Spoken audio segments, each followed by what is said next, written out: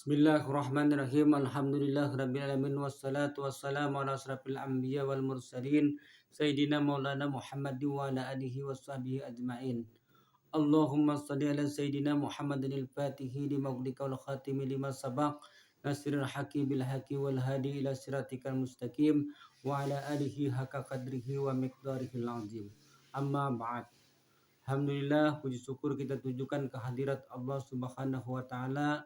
Salawat dan salam kita tujukan kepada junjungan kita Rasulullah SAW dan kepada seluruh sahabat beliau, keluarga beliau, kerabat beliau dan juriat-juriat beliau dan orang-orang yang mengikuti beliau hingga hari yaumil qiyamah nanti. Nama ulun Badrun bin Adul bin Antung bin Jalal.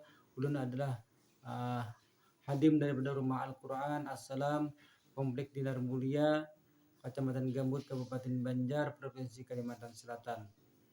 Dalam kesempatan ini ulun ingin berbagi pendapat, berbagi pengetahuan dengan seluruh kawan-kawan ulun, sahabat-sahabat ulun dan keluarga-keluarga ulun, wabil khusus kepada pengunjung channel YouTube kami dimanapun berada. Dalam pertemuan kali ini kita tetap membahas dalam pengenalan kita kepada masalah ilmu tasawuf.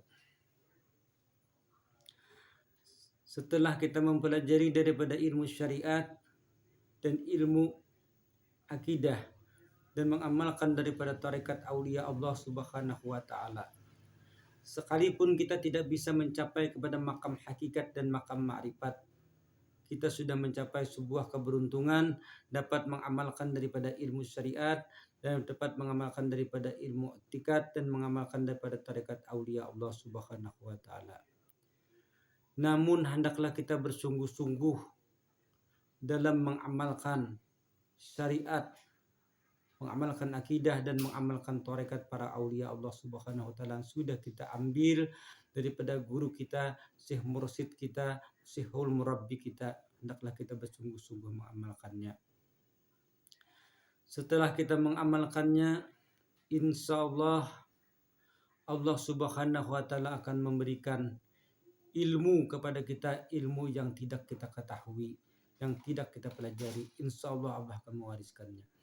Dan Allah Subhanahu wa taala insyaallah akan mewariskan kepada kita rahasia-rahasia para aulia, yang mana rahasia-rahasia aulia itu tidak bisa kita pelajari lewat kitab, tidak bisa kita pelajari dengan mutalaah, bahkan tidak bisa kita pelajari dengan lewat buat guru.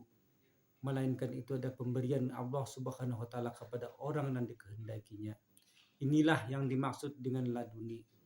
Laduni itu didapatkan oleh seseorang setelah ia menjalankan syariat, setelah ia mengamalkan i'tikad, setelah ia mengamalkan tarekat para aulia dengan bersungguh-sungguh.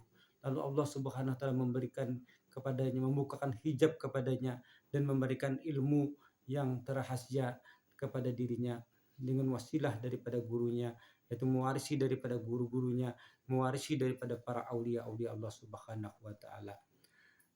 Sangat keliru jika kita beranggapan bahwa laduni itu bisa didapatkan oleh orang yang tidak belajar syariat, orang yang tidak belajar ilmu etikat, dan orang yang tidak mengamalkan tarekat wali, lalu tiba-tiba datang kepadanya ilmu daripada Allah Subhanahu wa taala. Itu sangatlah keliru. Orang-orang yang mencapai makam laduni, mereka adalah para aulia-aulia Allah Subhanahu wa taala, dan orang-orang yang mengikuti aulia-aulia taala di dalam tarekat para aulia taala, mereka pun akan diwariskan oleh Allah Subhanahu wa taala, itu akan makam laduni, ilmu laduni. Seperti mana Allah Subhanahu wa taala berfirman di dalam Al-Qur'an, "Walladzina jahadu fina lanahdiyannahum subulana." Orang yang bersungguh-sungguh pada jalan kami, kata Allah Ta'ala, sesungguhnya kami akan tunjukilah mereka itu di jalan kami. Artinya orang yang benar-benar mengamalkan syariat, mengamalkan syariatnya dari syariat Allah, dan mengamalkan sunnah Rasulullah, dan memegang teguh kepada iktikadnya, dan menjalani daripada tarikatnya aulia Allah Subhanahu wa taala, maka mereka akan diberi oleh Allah Ta'ala ilmu di jalan itu, yaitu ilmu laduni. Inilah yang disebut dengan laduni. Ada beberapa hal yang perlu kita ingat.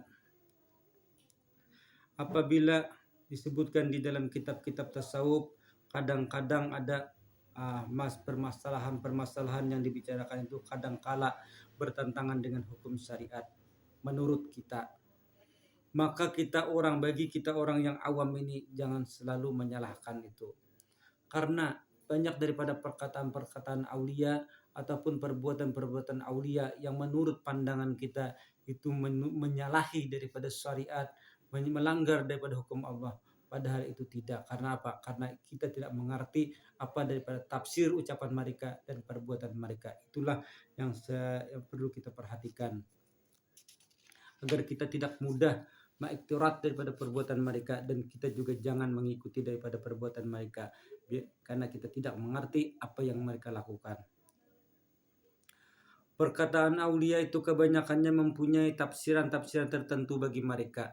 Kadang-kadang aulia mengucapkan ucapan-ucapan yang seakan-akan ucapan itu bertentangan dengan syariat menurut pandangan kita. Padahal itu tidak. Karena apa? Karena ucapan itu punya tafsiran sendiri bagi mereka yang kita tidak dapat memahami daripada apa yang mereka ucapkan. Kadang-kala ada aulia-aulia Allah Subhanahu wa taala memperbuat suatu perbuatan yang menurut pandangan kita perbuatan itu bertentangan dengan syariat, padahal itu tidak. Karena apa? Karena kita tidak mengerti apa yang maksud dan tujuan yang mereka lakukan.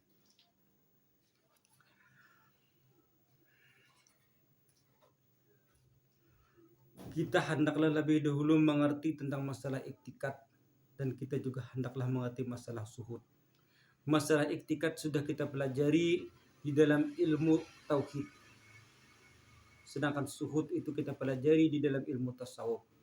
Kita tidak mungkin bisa mempelajari yang namanya suhud itu sebelum kita memiliki pengetahuan yang memadai di dalam masalah syariat, kita sudah memadai di dalam masalah iktikad, dan kita sudah menjalankan tarekat aulia Allah Subhanahu wa taala, barulah kita mempelajari tentang masalah suhud.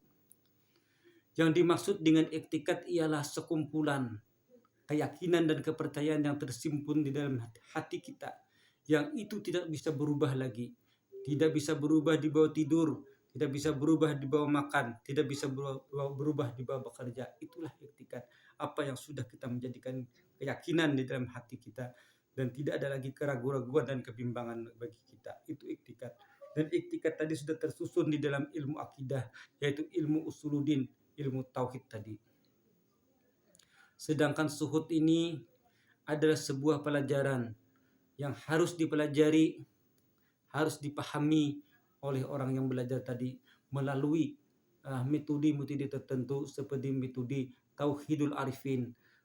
Tauhidul Arifin adalah sebuah teori, sebuah metode bagaimana orang mengesahkan af'al Allah Ta'ala, mengesahkan sifat Allah Ta'ala, mengesahkan sifat-sifat Allah, dan mengesahkan zat Allah Subhanahu wa taala. Setelah orang tadi mempelajari daripada ilmu-ilmu itu tadi, barulah dia bisa melakukan suhud. Suhud itu adalah sebuah pandangan hati, yang mana ketika seseorang itu memandang dengan pandangan hatinya, lalu ia asik dengan pandangan hatinya, lalu ia melupakan daripada seluruh apa yang lain daripada apa yang pandang. Seperti seseorang yang sedang suhud melakukan musyahadah tauhidul af'al, yang memandang perbuatan makhluk itu sehingga ia tambuskan pandangannya kepada perbuatan Allah. Ketika ia memandang perbuatan Allah, maka baginya tidak ada lagi perbuatan makhluk itu. Semua perbuatan makhluk itu hilang dalam pandangannya. Ia lupa dengan kenapa? Karena ia asik memandang perbuatan Allah Subhanahu wa taala. Iktikad dengan suhud itu berbeda. Apa yang kita lakukan di dalam suhud itu tidak boleh kita jadikan iktikad. Dalam iktikad, perbuatan Allah tetap perbuatan Allah, perbuatan makhluk tetap perbuatan makhluk, perbuatan kadim tetap perbuatan kadim, perbuatan muhadas tetap perbuatan muhadas. Artinya tidak satu, perbuatan Allah tetap perbuatan Allah, perbuatan makhluk tetap perbuatan makhluk. Tetapi di dalam suhud, seseorang bisa memandang perbuatan makhluk itu kepada perbuatan Allah, Dan ketika ia memandang perbuatan makhluk itu kepada perbuatan Allah, maka dalam pandangannya tidak ada lagi perbuatan itu hanya sebatas suhud. Suhud itu adalah seseorang yang melakukan pandangan hati dengan musyahadah batin, sehingga ia asik dengan apa yang pandang dengan pandangan batin tersebut, sehingga ia lupa dengan pandangan zahirnya. Itulah yang dimaksud dengan suhud. Seterusnya musyahadah ya kepada tauhidul apa, tauhidul asma, tauhidul sifat sampai kepada tauhidul zat. Namun metode tauhidul arifin ini tidak bisa diajarkan kepada orang awam, harus diajarkan kepada orang yang ahlinya. Orang yang ahlinya itu siapa? Yaitu orang yang sudah mempelajari ilmu syariat dengan mantap, orang yang sudah mengerti tentang masalah etikat dalam ilmu akidah, dan orang yang sudah menjalankan akan tarekat aulia Allah Ta'ala. Barulah dia bisa belajar tauhidul arifin, tauhidul asma, tauhidul sifat, dan tauhidul zat ini. Dan ini adalah suatu pelajaran yang sangat berbahaya jika diajarkan kepada orang yang bukan ahlinya, seperti orang yang belum belajar syariat, orang yang belum mengerti masalah iktikad, dan orang yang belum mempelajari dan belum menjalani tarekat aulia. Diajarin akan ilmu daripada tauhidul arifin, tauhidul sifat, dan asma ini sangatlah membahayakan. Sekiranya dalam pertemuan inilah yang bisa kami sampaikan. Mohon maaf bila ada kekurangannya. Wabillahi taufiq wal hidayah. Assalamualaikum warahmatullahi wabarakatuh.